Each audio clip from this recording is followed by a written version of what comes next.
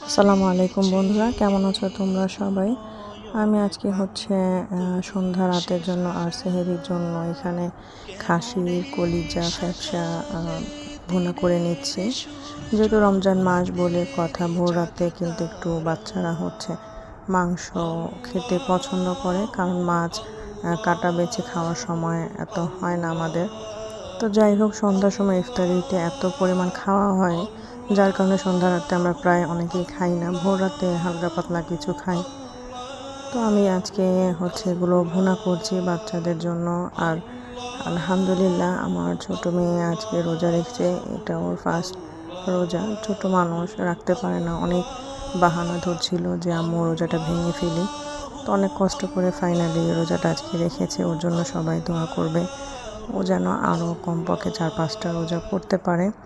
আর এই মাগফিরাতের মাসটা সবাই সবার জন্য দোয়া করবে। কারো কাছে কোনো ভুল ত্রুটি হয়ে থাকলে অবশ্যই ক্ষমা চেয়ে নেবে, যেহেতু এটা রহমতের মাস, মাফ করার মাস। কে কখন মারা যায়, হায়াত মতের কথা বলা যায় না। তো আজকের মতো এখানেই, আল্লাহ হাফিজ।